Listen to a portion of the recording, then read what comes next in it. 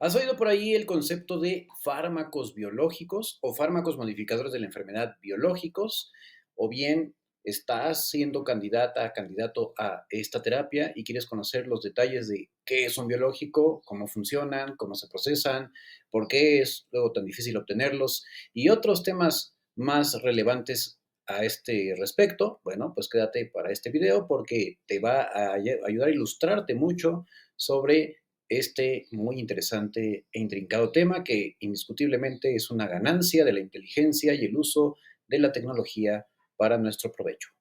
Así es como vamos a dividir esta conferencia. Primero, la introducción para que sepas qué es un biológico, qué implicaciones tiene, cómo se hace el proceso, cómo se obtiene el biológico, es decir, la filtración, depuración, etcétera, ventajas y desventajas, en quiénes está la indicación de utilizarlo y vamos a hacer una revisión de algunas de las familias de biológicos, así como su utilidad. Ya desde hace mucho tiempo se tenía el sueño de poder desarrollar una molécula que tuviera la capacidad de fijarse exclusivamente a un solo blanco molecular, o si acaso dos, y de esa manera bloquear las respuestas que podían inducir o que llevaban precisamente al proceso de enfermedad. Y hoy tenemos, gracias al éxito que comenzó en los noventas, una gran cantidad de este tipo de recursos, dentro de los cuales indiscutiblemente hematología y reumatología se han visto beneficiados enormemente en mayor intensidad, pero que también ahora se emplean en áreas como oncología, donde por cierto están cambiando radicalmente el pronóstico y tratamiento de los cánceres, así como incluso neurología, donde cosas como la migraña ahora pueden tratarse de una manera profundamente efectiva. Pero para fines didácticos y por supuesto porque el tema es muy extenso, aquí únicamente me centraré en los aspectos generales de los biológicos y por supuesto me encaminaré a los que son de interés en reumatología. Para que tú te des una idea de las enormes diferencias que pueden existir entre unos fármacos convencionales, como puede ser la aspirina, que hoy por hoy sigue siendo uno de los más utilizados en el mundo. De hecho, tenemos por lo menos 200 años empleándola y que indiscutiblemente sigue teniendo un papel muy importante en la prevención e incluso tratamiento de algunas entidades, principalmente en cuanto a la prevención para eventos cerebrales vasculares o incluso infartos agudos al miocardio. Y vamos a compararla con un biológico. Entonces, justo la figura que tú ves al lado derecho, en realidad es una figura muy esquemática, porque estamos aquí hablando de una proteína que, o sea, está conformada por una gran cantidad de aminoácidos, pero para que más o menos te des una idea de la diferencia en cuanto al tamaño, estamos ante una molécula que tiene 24.979 más átomos que la propia aspirina. A pesar de que la aspirina es mucho, mucho más grande, el biológico tiene una complejidad extraordinaria. De una manera sumamente esquemática y superficial, aquí te voy a explicar cuál es el proceso que se requiere para poder desarrollar un biológico. No sin antes, importante señalar que la inmensa mayoría de los biológicos que se han desarrollado desde los 90, en que fue el boom, hasta la fecha, la inmensa, inmensa mayoría han sido desechados. No han logrado sus objetivos, ya sea porque tienen un muy bajo perfil de seguridad o porque no tienen nada de efectividad. Así de complejo puede llegar a ser este proceso y eso implica el que primero se tiene que seleccionar de manera lo más perfecta posible la molécula blanco. Pero justamente como estamos hablando de proteínas y de inmunoglobulinas con mayor precisión, algo que tú debes de conocer es que una molécula, por ejemplo, imagínate que esta es una molécula, mi mano, va a tener distintos componentes a los cuales puede haber un reconocimiento por parte del anticuerpo. Puede ser mi dedo meñique, puede ser, digamos, el entrelazado de estos primeros tres dedos, puede ser la palma de la mano o el dorso o simplemente un pequeño montículo, aquí donde se encuentra mi huesito pisiforme, lo que se reconozca. Entonces, evidentemente, si tú quieres algo que permita atrapar de forma eficaz la mano, pues vas a necesitar un gancho que pueda reconocer prácticamente lo que le dé eso, estabilidad a esa presión o a esa, más bien a ese agarre y de esa forma entonces lograr el objetivo que es pues contener la mano. Pero si tú generas algo que únicamente se detiene el meñique, pues se puede zafar y mucho menos sería la utilidad si fuera en esta región. Bueno, pues así de complejo es este proceso. Una vez seleccionada entonces la molécula, hay que desarrollar un anticuerpo. Entonces, esa molécula se hace un ultrafiltrado, se inocula en algún animal o incluso puede ser en el ser humano y después se extrae la respuesta contra dicha molécula, es decir, los anticuerpos. Y de ahí se tiene que obtener la codificación genética. Imagínate nada más lo intrincado de esto. Por eso es que muchos biológicos han tardado años en desarrollarse. Y una vez que obtienes la secuencia de ADN que es la más adecuada, entonces vas a utilizarla para programar a las células. Pero ¿qué crees? No todas las células responden igual. Entonces hay que hacer una selección clonal, es decir, de aquellas células que producen los anticuerpos que son los más efectivos para, como te dije, unirse de la manera más precisa a la molécula blanco. Y ya una vez que se hace ese desarrollo, que es algo súper complicado, entonces se lleva a cabo todo el proceso que va desde la producción de los anticuerpos, la filtración, depuración, que ahorita vamos a ver qué tan intrincado es, y finalmente el ensamblaje. O sea, que puedes necesitar de varias fábricas para lograr ensamblar un solo anticuerpo, porque a algunos de ellos se les tienen que hacer ciertas modificaciones, por ejemplo, para que duren mucho más o para que puedan, digamos, evitar el paso a ciertas regiones del cuerpo, como sucede con el sertolizumab pegol, que es pergilado.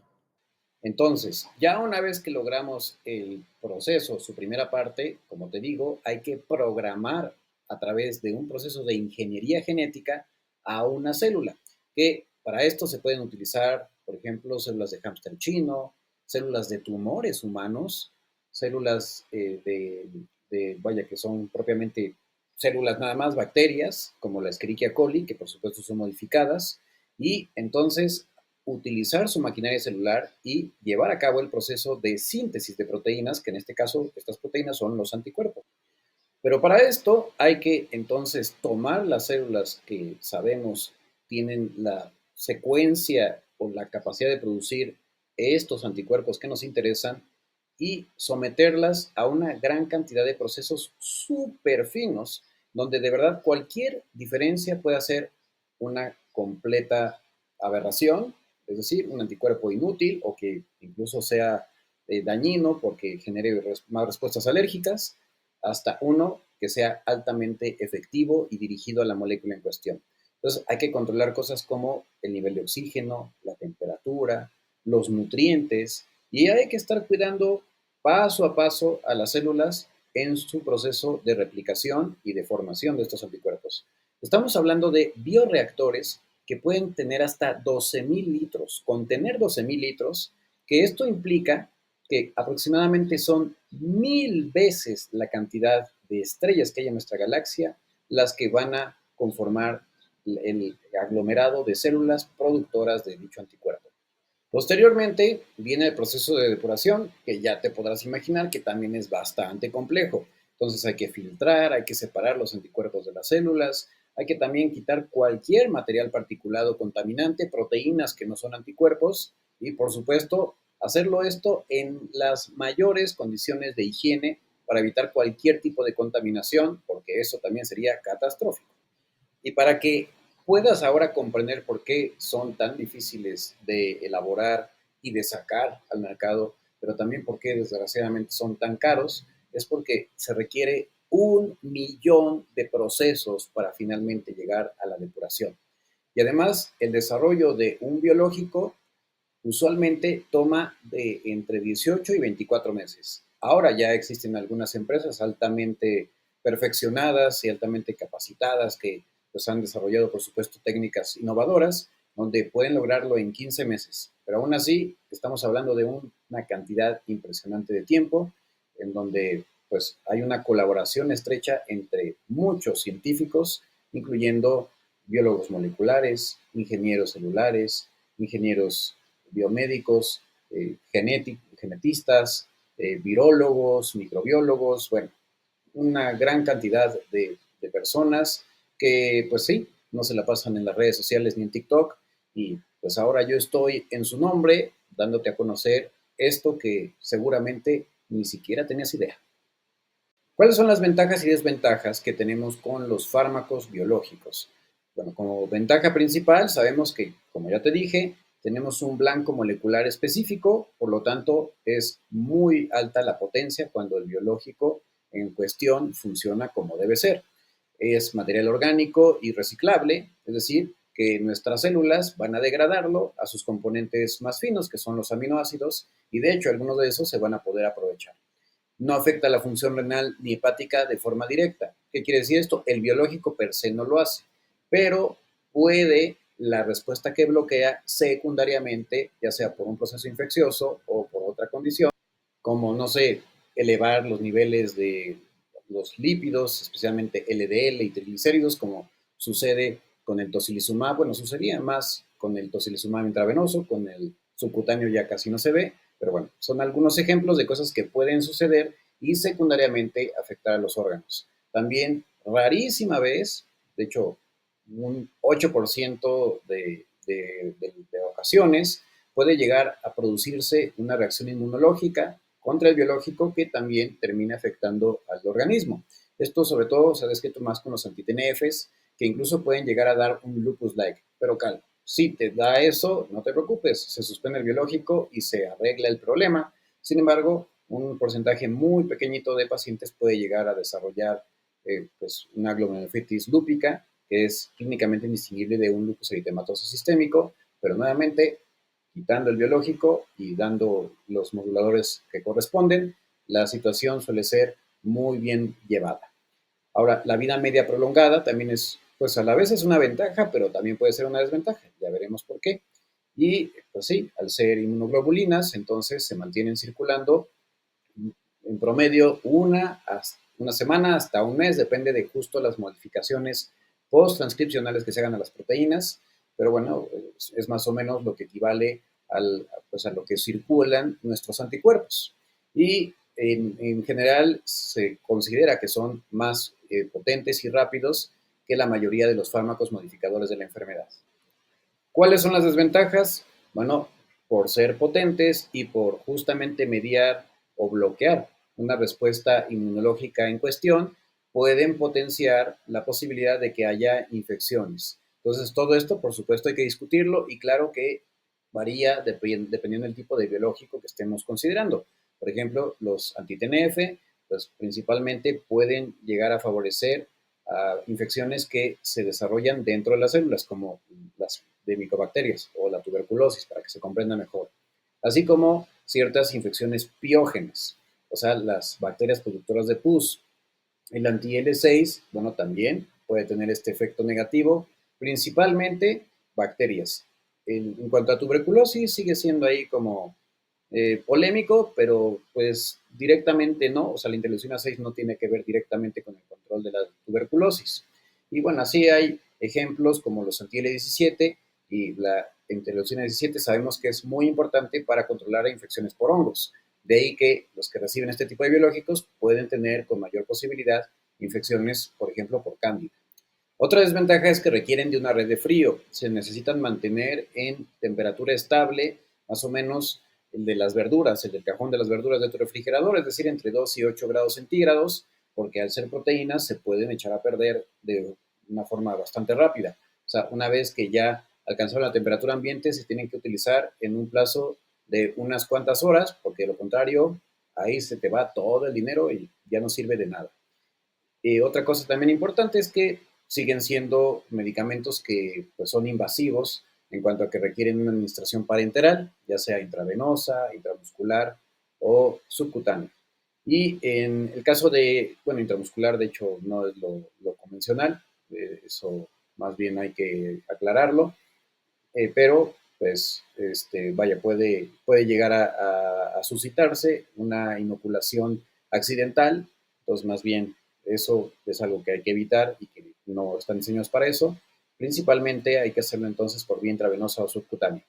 En el caso de infección, bueno, su efecto se va a mantener mientras esté circulando el biológico y eso, pues a diferencia de otros fármacos, pues va a quitarnos la posibilidad de combatirla de una manera más rápida. Y bueno, como ya viste, todo el proceso que implica, por supuesto que es costosísimo hacer un biológico, y eso, bueno, también explica por qué siguen siendo aún los biocomparables caros. ¿Cuándo está indicado un biológico? Bueno, en realidad aquí es un tema súper amplio y tendríamos que hablar patología por patología y eso por supuesto que es imposible. Además de que obviamente no tolerarías una conferencia de 3 horas, ¿verdad? Entonces me voy a centrar únicamente en los datos más sobresalientes, pero compartirte que indiscutiblemente el artritis reumatoide fue la primera en tener varias aprobaciones. Desde los 90 ya empezaron las aprobaciones para artritis reumatoide con diversos biológicos, empezando por los anti-TNF. Posteriormente se fueron añadiendo otras indicaciones, sobre todo anti-TNF para las artritis psoriásicas, las espondiloartritis, incluyendo la sea no radiográfica y la radiográfica, que es conocida también como espondilitis anquilosante, enfermedades inflamatorias intestinales, incluyendo Crohn y CUSI, y fueron surgiendo con el tiempo otros biológicos encaminados a otros blancos moleculares que han ido nutriendo y han ido mejorando la atención de pacientes y definitivamente logrando desenlaces que antes ni siquiera se pensaban. Entre ellos, sobre todo lo que vemos ahora en artritis psoriásica, que, bueno, anteriormente prácticamente no tenía como tal una terapia dirigida y hoy la terapia no solamente puede cambiar radicalmente el curso de la artritis, sino las enfermedades de la piel, donde el paciente puede volver a tener una piel completamente sana. De igual suerte, con las espondilitis anquilosantes, lo que no se veía antes, ahora tenemos biológicos anti-L17, sobre todo en este caso, y en anterior anti-L23, que definitivamente están cambiando totalmente la realidad de pacientes que pueden acceder a dichos fármacos. De igual manera, el lupus ya cuenta incluso con 2 biológicos aprobados para un subgrupo específico de pacientes, como es el belimumab y el anifrolumab, y bueno, se tomó prestado el rituximab, que sigue ahí teniendo algunas polémicas, pero hablando de rituximab, indiscutiblemente tiene un papel muy importante en ciertas vasculitis, especialmente las asociadas a ANCA. Y bueno, en realidad hay muchas posibilidades. Pero a grandes rasgos, los biológicos están indicados cuando no se tiene la respuesta esperada en 3, máximo 6 meses a la terapia convencional o a lo que se está aplicando al paciente, o si la enfermedad es lo suficientemente grave como para justificar un biológico, por supuesto, descartando la posibilidad de riesgos o bien tomándolos en cuenta, donde el riesgo-beneficio supera, por supuesto, por mucho al beneficio. Bueno, para que esto no se entienda mal, que los beneficios son mucho más que los riesgos potenciales. Ahora sí vamos a ir a los datos de algunos de los biológicos más representativos, que de una vez te adelanto, no voy a hablar de todos los biológicos, pero si tú quieres que genere una conferencia específica para ti o que analice tu caso, bueno, pues puedes entrar a mi cuenta de TikTok, Rehumanizarte, que se llama igual que este canal de YouTube, y obtener una suscripción y con todo gusto, en ese contexto, puedo hacer de forma sucinta lo que tú necesitas. ¿Por qué los biológicos tienen nombres tan raros? Bueno, eso tiene un sentido. De hecho, existe una nomenclatura para poderlos nombrar. Y aquí te voy a explicar. Digo, por supuesto que esto no necesitas aprenderlo, simplemente es cultura general, pero para que tenga más sentido el nombre que tiene el biológico, si es que te lo van a dar, si es que ya te lo están dando, o si simplemente pues, te interesa saber del tema. Bueno, entonces, el prefijo, ¿sí? Es escogido, vaya el nombre, por quien desarrolla el biológico o quien lo descubre, más que quien lo desarrolla, quien lo descubre, porque no necesariamente son los mismos. Entonces el fabricante pues ya le pone, por ejemplo, ADA, EN INF, ¿no? Entonces dependiendo de cómo lo quiera ir designando, y usualmente esos nombres pues tienen que ver con algo sentimental. Así que bueno, también hay no solamente amor a la ciencia, sino amor a alguien de la familia, ¿no? Y después viene el subtronco A, es decir, el siguiente grupo de sílabas que son posteriores al prefijo, y este hace referencia a la diana terapéutica, que específicamente centrándonos en reumatología, puedes encontrar, o bueno, inmuno también, el K de KI o KN, que hace referencia a interleucina, o inmunomodulador cuando es LI o LIM, ¿sale? Y SO cuando hace referencia a algunos biológicos que actúan en el hueso. Después sigue otro grupo de sílabas, que es el subtronco B, que hace referencia al stem, o vaya, al tronco común, de cómo es que son diseñados estos biológicos o cómo es que son desarrollados. Entonces, cuando es puramente humana la molécula, o sea que se emplean, de hecho, células humanas para desarrollarlas, es humano, U de humano. He, cuando es quimérico, es decir, que tiene una mitad de un animalito y la otra mitad humana. El mejor ejemplo es el rituximab, que tiene una parte de ratón y otra parte humana. Algo interesante con esto es que los hace más potentes, pero también más inmunogénicos, es decir, tienen mayor posibilidad de que se desarrolle alergia en este contexto. Están el SU, que es humanizado, entonces para disminuir la respuesta, pues, vaya al biológico, o que haya menos posibilidad de reacción contra el biológico, por ejemplo, aquí el bevacizumab o trastuzumab, ¿no? Y el HISU, que quiere decir que es una combinación de un quimérico humanizado. Y finalmente, ¿qué tipo de anticuerpo es? Es decir, si es monoclonal, pues aquí prácticamente todos son monoclonales, los que estamos hablando de reumatología, o policlonal. Aquí no viene esa abreviatura solamente para que se comprenda. Monoclonal quiere decir que de una sola célula, todas sus células hijas son las que van a producir un solo tipo de anticuerpo. Y CEP, que hace referencia a fusión, por ejemplo, el etanercept. Ahora pasemos a algunas familias de biológicos y hablemos a grandes rasgos de sus Ahora llegó el momento de características. hablar sobre terapias biológicas dirigidas a los linfocitos B. Los linfocitos B pertenecen al grupo de los glóbulos blancos, mejor conocidos como leucocitos en el gremio médico o en la ciencia médica, que expresamente van a estar diseñados para producir anticuerpos. En condiciones habituales, los anticuerpos van a tener un papel sumamente importante para la defensa contra infecciones en embates subsecuentes, es decir, que después de una primera infección o después de una primera exposición hay una serie de respuestas que van a permitir un escudriñamiento de la información presentada en los microorganismos, lo cual a su vez se va a presentar a estos linfocitos que después de comunicarse estrechamente con los linfocitos T van a preparar una estrategia muy efectiva para que sus anticuerpos funcionen como proyectiles teledirigidos, que además van a ser sumamente exclusivos para poder detectar la variante antigénica más de mayor dominancia o de mayor trascendencia y de esa forma que pueda ser potente y efectiva la respuesta. No siempre es así y justamente hay situaciones en las cuales después de un evento como una lesión traumática, una cirugía o una infección o incluso hasta un cáncer, que pueden producirse respuestas pero contra antígenos propios.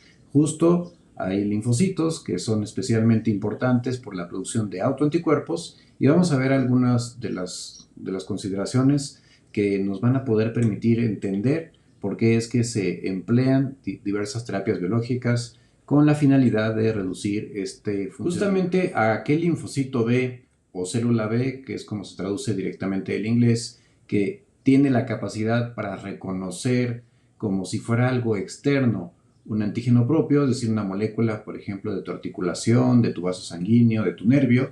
Bueno, a esto se le llama autoreactivos. Estos habitualmente son destruidos o bien son diezmados o adormilados por el timo, que es donde se lleva a cabo la diferenciación y la selección clonal, que es como se llama esto. No voy a profundizar en ello, simplemente para que sepas que usualmente esos linfocitos B que son autorreactivos se relegan, se destruyen o incluso se les hace capaces de tener una respuesta moduladora.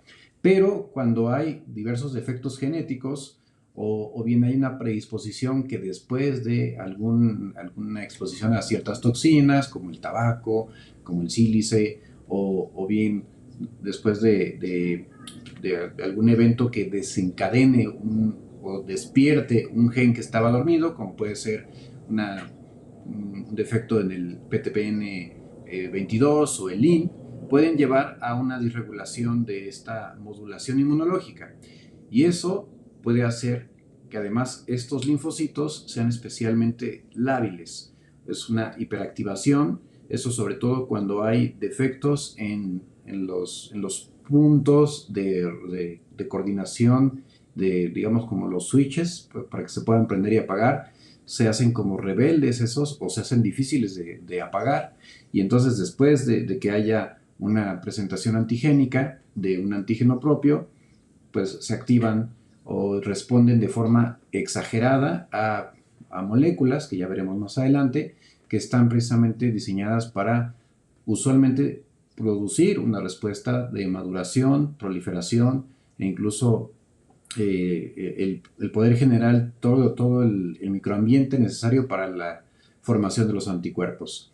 Que por cierto, los linfocitos B, cuando producen especialmente mayores cantidades de anticuerpos, es después de su maduración y de transformarse a algo que se llama células plasmáticas. Algo importante también es que existen algunos nichos, sobre todo en enfermedades inmunológicas como el lupus o como el síndrome de Sjögren, donde pueden incluso ocultarse por hasta años estas células plasmáticas, que son sumamente resistentes, y sobre todo porque pueden tener una respuesta que, pues eso, como si hubiera un switch que se quedara pegado, y cuando se intenta bajar simplemente no se puede, sobre todo porque cuesta trabajo. Esta lucha continua por encontrar el mejor fármaco, de diseño más fino, más potente, pero también más seguro y a la vez más efectivo para realmente, pues eso, vencer la enfermedad sin causar daño o el menor daño posible al entorno sano de la persona afectada, pues se han precisamente buscado la posibilidad de modular o de bloquear distintas moléculas. Aquí vemos podríamos decir, un esquema de las moléculas en las cuales se ha llegado a centrar especialmente la atención para poder diseñar los biológicos o incluso las moléculas pequeñas, que en este caso solamente hablaré de biológicos, que justo se persigue el poder de lograr que enfermedades que anteriormente pues, no se tenía más que si acaso ciclofosfamida o algunas otras terapias que son bastante tóxicas, y a hacerlas cada vez justo más dirigidas de manera que pueda lograrse la remisión en el menor tiempo posible y, como te digo, sin afectar otros entornos u otros grupos celulares. Entonces, dentro de las múltiples moléculas a las cuales se va a buscar una dirección de respuesta, están los clústeres de diferenciación, que se llaman así porque son, podríamos decirlo de una manera, las características de la presentación, algo así como los pasaportes, y vaya digamos los diseños de dicho pasaporte que te permiten a ti, cuando haces un estudio de biología molecular, poder definir si estás ante un linfocito B, un linfocito T, un glóbulo rojo, aunque bueno, eso es desde la fase microscópica, simplemente con ver en el microscopio se pueden diferenciar, pero ya cosas más finas a través de estos clústeres. Y el clúster de diferenciación, que hasta el momento está vigente como el de mayor utilidad y también seguridad, es el CD20, contra el cual precisamente se dirige el rituximab. Además hay ciertas moléculas efectoras que precisamente se generan y funcionan como estímulos o como combustible para pues eso, modular una respuesta X o Y. Entre ellas está Bliss, que también se conoce como BAFF, el cual a su vez depende del interferón 1. De hecho, la producción de interferón 1 lleva a una mayor formación de Bliss y BAFF. Así que hay dos estrategias actualmente disponibles. Una, la que bloquea los efectos de interferón 1 mucho más allá de Bliss, y otros que bloquean directamente a Bliss y BAFF, que Bliss significa B-Lymphocyte Stimulator, o B-Cell Activating Factor, dependiendo justo la nomenclatura. El interferón, como su nombre lo dice, la utilidad, o más bien lo primero que se describió que podía tener como papel, era interferir con la maquinaria celular y de hecho de esa manera frenar la replicación viral. pero hoy sabemos que tiene muchas otras cosas que ya vamos a revisar más adelante. También receptores, de hecho Bliss y BAF tiene algunos receptores, entre ellos está por ejemplo TACI o April, y se han también diseñado biológicos que tienen que buscan modular la respuesta a partir de dicho receptor, o incluso el propio receptor del linfocito B, así como los Toll-like receptors, que estas son moléculas mucho más antiguas, que de hecho compartimos incluso con algunos animales inferiores, y actualmente pues todavía está estudiándose la modulación de estos Toll-like receptors, que se ha visto están especialmente hiperactivos en diversas formas de lupus, y de hecho estos, justo una de las cosas que hacen es reconocer la presencia de material genético ajeno o de algunas otras moléculas, sobre todo de virus. Entonces, de ahí que la conexión con ciertas infecciones que precisamente pueden despertar una respuesta desordenada, que cuando hay ciertas mutaciones donde hay hiperactividad, pues entonces se convierte en un problema. También ha habido otros intentos de desarrollar moléculas contra determinados anticuerpos, como por ejemplo contra el anti-DNA de doble cadena, que eso sobre todo en el contexto del lupus, sabemos que en un subgrupo de pacientes correlaciona con la actividad. Sin embargo, de una vez te adelanto, porque de hecho no voy a hablar de este biológico, el Avetimus, que se llegó a utilizar, se vio que de forma muy efectiva podía bajar las concentraciones del anti-DNA de doble cadena, pero no sirvió para nada. Así de complicado es este padecimiento, y bueno, en realidad aquí te resumo lo que estamos hablando de años y años de investigación y aproximadamente 1000 moléculas investigadas, dentro de las cuales menos del 5% han logrado salir más allá de una fase preclínica. Es decir, ni siquiera lograron pasar las pruebas experimentales ya sea in vitro o con modelos de animales. Bien, vamos entonces ahora a enfocarnos a los biológicos más importantes relacionados con la respuesta de linfocitos B. Lo que estás viendo aquí es una vista esquemática de un linfocito B con un linfocito T. Entonces, en la parte superior puedes darte cuenta como incluso aquí está el clúster de diferenciación CD20, arriba el CD22, y bueno, por ahí se ven otras moléculas como el CD32B que permiten a los biólogos moleculares y actualmente a unas máquinas que justo hacen una lectura especial, poder diferenciar entre los distintos tipos de linfocitos. Lo que está pasando aquí, esa comunicación entre moléculas, si te das cuenta se complementan, es lo que se llama sinapsis inmunológica. Y fíjate cómo en el centro, que está de hecho conectado entre el linfocito B y el linfocito T, está el HLA. Recuerda que el HLA es la molécula que permite presentar los antígenos. Porque sí, el linfocito B puede funcionar como una célula presentadora de antígeno de forma extraordinaria. Bueno, no tan extraordinaria, pero vaya, no es tan especializada en eso, pero sí tiene fragmentos de información de algún microorganismo o de un grupo de antígenos diana, que en este caso justamente son antígenos propios.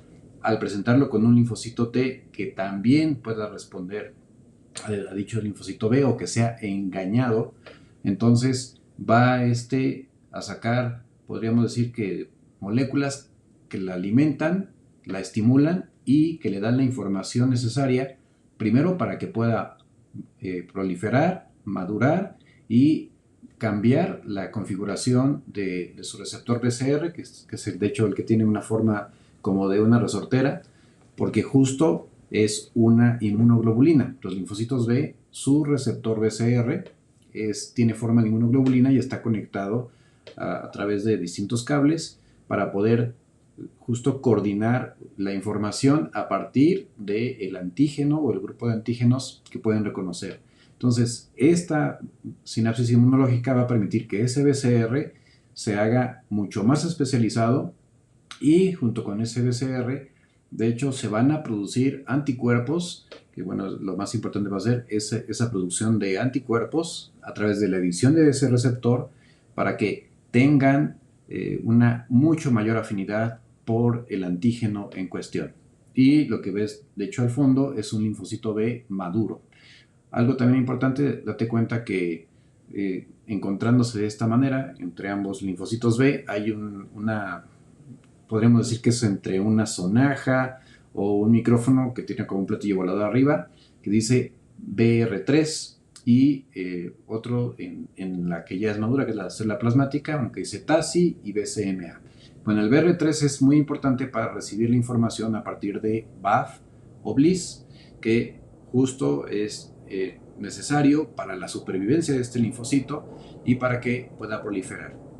April junto con BAF se pueden unir al BCMA y esto va a permitir que la célula plasmática, bueno, que el linfocito que ya está en fase de maduración, logre dicho cometido de maduración, pueda formar lo que se llaman centros germinales, en donde va a proliferar activamente, va a dar a permitir la formación de células hija que son especializadas y va a dejar células de memoria que se van a quedar ahí guardaditas para cuando lo requiera una ocasión subsecuente de exposición. Eso es lo que también hace muy difícil combatir el proceso inmunológico autoinmune, porque pues pueden quedarse células de estas escondidas, ocultas, lejos de, ahora sí que en las sombras, y entonces mientras sigan viviendo y tengan la posibilidad de seguir proliferando, es que va a seguirse produciendo respuestas de autoanticuerpos. Entonces, como ves, es algo, aquí te lo estoy poniendo muy, muy sencillo, pero es algo súper, súper intrincado. Y además es para la supervivencia necesario no solamente esta coestimulación, sino la producción de ciertas sustancias, entre ellas justamente el BAF, que a su vez es un resultado de la exposición al interferón, y el BAF va a ser producido por células del microambiente, entre ellas células monocitoides, y también además el linfocito T, sobre todo este que es folicular, va a producir una citocina que se llama interleucina 21, que va a su vez permitir esta supervivencia y este anidamiento y crecimiento subsecuente del linfocito B. Entonces, con el belimumab, que es el biológico que vamos a ver a continuación, que vamos a ver posteriormente, no a continuación, posteriormente, justo lo que vamos a bloquear es BLIS y BAF. Con el rituximab vamos a bloquear CD20 y con el anifrolumab, que es el que veremos al último, se va a bloquear una respuesta previa a esta que va a impedir justo que se produzca el BAF, y al evitar la producción de BAF también va a evitar que haya un acoplamiento de estos receptores y va a bloquear, digamos, una fase que es anterior. Ya veremos los detalles. El primer biológico aprobado en el mundo con indicación específica de lupus fue belimumab. Y de hecho, después de décadas de estudio, finalmente se logró tener algo que cambiara la perspectiva. ¿Por qué ha tardado tanto o por qué costó tanto trabajo el poderlo adaptar o involucrar en el tratamiento? Bueno, por supuesto que el costo tiene mucho que ver, pero también la recalcitrancia pues la costumbre de muchos médicos, especialmente los de vieja escuela, que pues varias de sus prácticas no las basaban realmente en la medicina la de mejor evidencia, y por supuesto porque en el contexto de lupus, como nunca había existido nada dirigido, pues esto generó como que muchas insatisfacciones, muchas dudas, y además quienes se encargaron de diseñar esta molécula y sobre todo de darle difusión, desgraciadamente no fueron personas bien preparadas en la materia. Con el paso del tiempo se fue aprendiendo y fueron tomando la batuta verdaderos expertos en lupus, y entonces poco a poco fue tomando su lugar. Pero belimumab básicamente es un anticuerpo monoclonal que lo que hace es bloquear la molécula BLIS, también conocida como. Ahora, cuando hablamos de belimumab es importante recapitular cuál es la función de las moléculas cuyo receptor bloquea. Estamos hablando entonces de BLIS, que es lo mismo que BAF, exactamente igual, los cuales están relacionados a su vez con April, especialmente por el receptor que ocupan, el BCMA, y los primeros también el receptor BR3 o BAFR. que para que recuerdes qué implicaciones tiene, ahí abajito en tu esquina inferior derecha te dejé nuevamente el esquema que vimos previamente, donde aparece en qué fases de maduración del linfocito B se encuentra el receptor BAFF. Eso explica por qué, a diferencia del rituximab, el belimumab va a afectar mínimamente o prácticamente no va a tener repercusión en la respuesta vacunal. O sea, cuando ya una persona ha recibido sus vacunas, la respuesta de anticuerpos a las vacunas se mantiene prácticamente idéntica. En el caso del rituximab puede asegurarse una respuesta vacunal adecuada si se hace una vacunación con antelación a la aplicación del biológico, aunque sabemos que sí va a ser menos efectiva la respuesta. Bueno, ya tomando en cuenta eso, ¿qué papel tiene BLyS-BAFF y cómo se produce? Bien, pues sobre todo va a tener un efecto de la regulación, de la maduración, la supervivencia y de la función del linfocito B. Pero algo súper interesante que sabemos ahora es que los linfocitos T autorreactivos son especialmente ávidos por BLyS. Es como si lo utilizaran como una especie de moneda de corrupción para mantener sus fechorías, y son muy, pero muy ávidos de dicha molécula. Eso también explica por qué las poblaciones de linfocitos B se depletan menos, hay menos posibilidad de infecciones, de hecho es mucho más noble a ese respecto que rituximab, pero que sí tiene una eficacia que es notable, aunque un poco más lenta, en cuanto a la formación o más bien las respuestas mediadas por los linfocitos B autorreactivos. Además es regulado a su vez su producción por el interferón gamma y en menor medida por la interleucina 10, que bueno, son sustancias que se producen principalmente por una estirpe de linfocitos T cooperadores llamado TH1 y es a su vez inhibido por la interleucina 4. Los receptores, entonces ya vimos, especialmente tienen mucho más afinidad por el BR3 que en comparación a TACI y finalmente por el BCMA. ¿Cuáles son los fundamentos moleculares, además de lo que previamente te comenté, de por qué utilizar el belimumab o algún fármaco que bloquee BLyS-BAFF?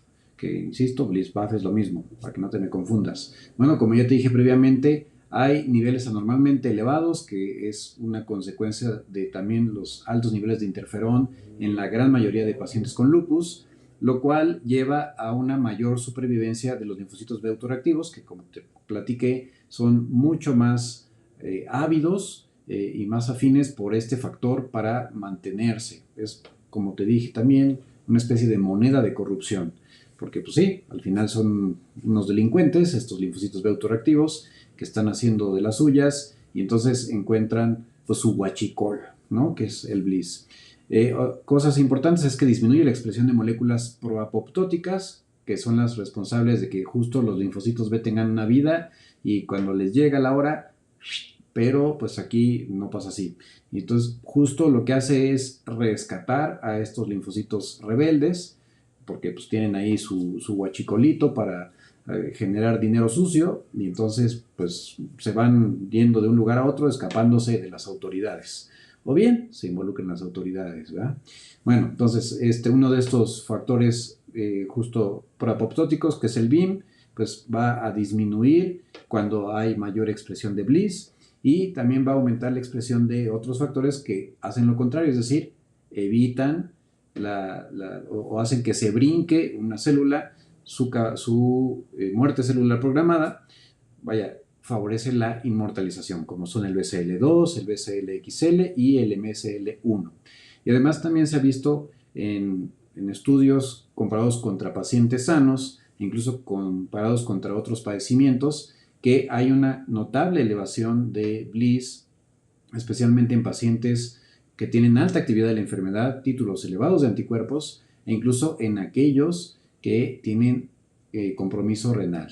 Y bueno, eso explica por qué ahora de hecho también el belimumab incluso tiene aprobación, eso costó bastante trabajo, pero ya tiene aprobación no solamente para el lupus mucocutáneo articular y vascular, sino también en el caso del hematológico, aunque todavía falta ahí por conocer, y el lupus que tiene compromiso renal. Sin embargo, todavía no se ha demostrado que supere a la terapia estándar para una inducción a la remisión, pero sí para el mantenimiento. También hay otras patologías en las que se ha visto elevación de Bliss, pero todavía está estudiándose. La verdad es que el laboratorio responsable del diseño y desarrollo de este producto ha sido muy, muy lento, y pues no se ha puesto las pilas a eso, pero en síndrome de Sjögren y posiblemente vasculitis, aunque no parece que se vayan a enfocar en cuanto a los estudios pivotales, aprendimos que belimumab es un anticuerpo monoclonal que tiene una gran especificidad por los linfocitos B autorreactivos sobre todo, aunque claro que afecta a otras poblaciones, pero ya vimos por qué estos son especialmente más sensibles. Y algo importante es que inicialmente se comprobaron se vieron, se evaluaron varias dosis, quedando finalmente para la vía intravenosa 10 miligramos por kilogramo que se aplica el día 0, o sea, cuando se decide empezar, a los 14 y después a los 28 días, y a partir de ahí cada 4 semanas. Lo que sí se recomienda es que si a los 6 meses no hay respuesta, se deje de utilizar. Y también importante tomar en cuenta que no se evaluó en pacientes con compromiso del sistema nervioso central grave, ni en pacientes que tuvieran alguna infección viral crónica como VIH, virus de la hepatitis C, o alguna otra anomalía como hipogamaglobulinemia, o personas que tuvieran alguna historia de trasplante previamente. También con los estudios pivotales y con la evidencia clínica se ha demostrado que el belimumab no es para cualquier paciente con lupus, sino aquellos que tienen títulos elevados de anticuerpos, alta actividad de la enfermedad, necesidad de mantener glucocorticoides dada esta actividad alta y difícil de tratar, y especialmente en aquellos pacientes con los scores empleados en la clínica, como el Selene-SLEDAI, con mayor o igual a 10 puntos. Entre mayor puntaje, mayor título de anticuerpos, mayor consumo en complemento, se vio que había una mejor respuesta. En cuanto a su eficacia a largo plazo, esto se desprendió de un estudio multicéntrico, es decir, de varios hospitales, de varias partes, especialmente en Estados Unidos, donde tienen una muy buena estadística. Y algo interesante es que se vio que con el tiempo la eficacia a belimumab va mejorando en aquellos pacientes que responden. De hecho, más o menos el 41.9% de pacientes logran la remisión al primer año, pero puede alcanzar hasta un 75.6% a los 7 años. Eso sí, es lo malo, que evidentemente si no se tiene una aseguranza o si no se tiene pues, acceso a un hospital, es algo difícil de mantener pues, por cualquier persona que no sea millonaria, ¿no? Realmente.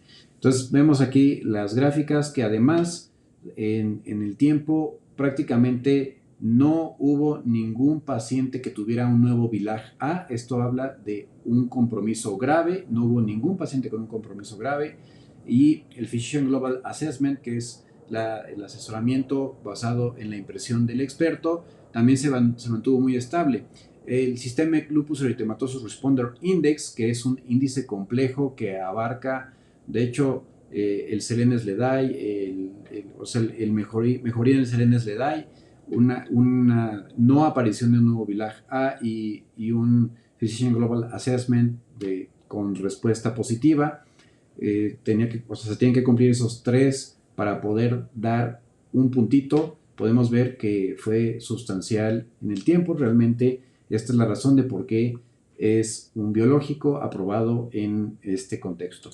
Esta es otra gráfica que se desprende de un estudio que se hizo en una población de 142 individuos entre japoneses y surcoreanos, en donde nuevamente se ve que es consistente la respuesta a lo largo del tiempo, incluso teniendo ellos al primer año índices de respuesta de casi el 50%, prácticamente la misma, y superando casi el 70% en la semana 48 en esta población. Y este es un metaanálisis que yo estuve esperando mucho tiempo, porque justo coloca los muchos biológicos que se han evaluado en lupus eritematoso sistémico comparados contra placebo y entre sí. Entonces los números, por ejemplo, ya ves que dice 2 versus 1, dos contra uno o 2 versus 1.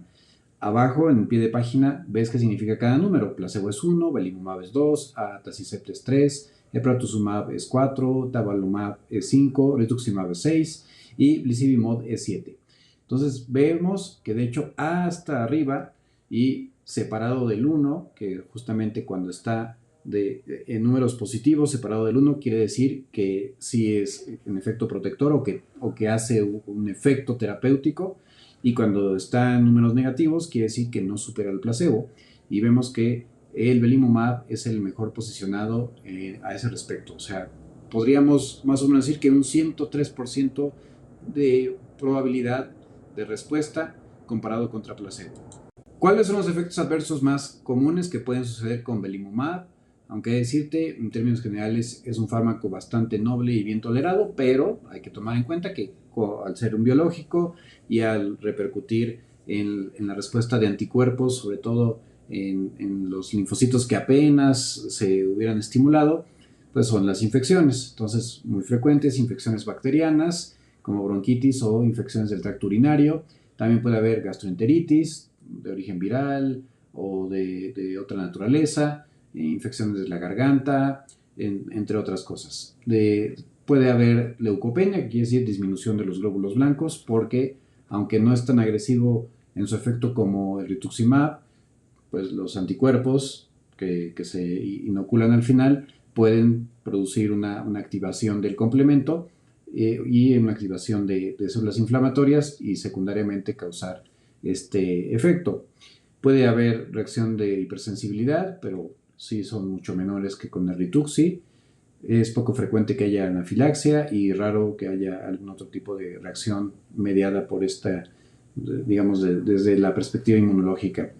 Algo que sí es importante es que hay que tener mucho cuidado en pacientes con depresión. En algunos estudios se sugirió que de hecho puede aumentar el riesgo de suicidio, pero lo cierto es que la evidencia parece ser que se debe a un sesgo de selección, sobre todo por el tipo de población que de por sí en Estados Unidos pues es común que haya más problemas neuropsiquiátricos y en la población lúpica. Entonces, bueno, tomado eso con cautela de todas formas, siempre se debe hacer una valoración de riesgo de suicidio en personas con lupus que vayan a recibir este tipo de terapia.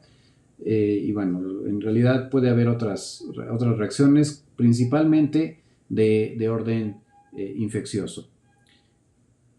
Como conclusiones, dado que ya he hablado previamente de otros biológicos, sabrás que estos están diseñados para justo dirigirse de forma muy específica y bien determinada a blancos moleculares. En este caso, los que vimos que están especialmente dirigidos a distintos aspectos del linfocito B, su función es bloquear las repercusiones que tiene a nivel fisiológico la molécula en cuestión, o incluso anclarse directamente a diversas fases del linfocito B y destruirlo, como es el caso del rituximab. Todos los biológicos que están dirigidos contra los linfocitos B requieren de terapia estándar en el contexto de lupus. Terapia estándar quiere decir antimalárico en todo el que pueda recibirlo y algún fármaco modificador de la enfermedad, a veces hasta 2. Usualmente cuando se usa ya el biológico solo se requiere 1, y estos van desde metotrexato, ácido micofenólico, micofenol termofetilo, entre otros. En realidad el lupus es sumamente heterogéneo, así que las variables son muy amplias. Y hasta el momento solo belimumab y anifrolumab están realmente aprobados como biológicos dirigidos al lupus. El rituximab es una excelente opción en vasculitis asociada a ANCA y se puede considerar en lugar de ciclofosfamida en aquellos pacientes que puedan costearlo o que esté disponible en el hospital, porque además tiene razonablemente menor toxicidad. Y algo importante también es que en el caso de artritis reumatoide ya ahorita hay muchas otras opciones antes que el rituximab, pero sigue siendo una estrategia, sobre todo en aquellos que tienen títulos muy altos de anticuerpos y especialmente aquellos que no han respondido a otras terapias o que han fallado a otras, y más si se asocia a un síndrome de Sjögren. Digo, no lo mencioné, pero es importante destacarlo. Hablando de síndrome de Sjögren, de hecho el rituximab es una muy buena opción en ese contexto, tiene bastante utilidad, sobre todo cuando pues hay nódulos de hiperplasia folicular, y el belimumab se debería seguir estudiando también en ese contexto, pero desafortunadamente todavía no hay estudios. Tanto el belimumab como el anifrolumab pueden emplearse sobre todo en pacientes con lupus que tienen alta actividad de la enfermedad, títulos elevados de anticuerpos, que no se ha podido disminuir los glucocorticoides y pues pueden considerarse como tratamiento adicional para mantener la remisión en el contexto de un lupus que afecte el riñón. Y hasta aquí con este tema, espero que haya sido de tu agrado. De ser así, no olvides dejarme tu like, también es muy bienvenido tu comentario. No olvides suscribirte si es que no lo has hecho, comparte con cualquier persona que consideres que pueda serle útil. Te dejo aquí también mis usuarios de Instagram y de TikTok, que son @reumanizarte, y en el caso de Facebook es @jcaranar. Pues nos vemos en la próxima, cuídate mucho y que estés muy bien.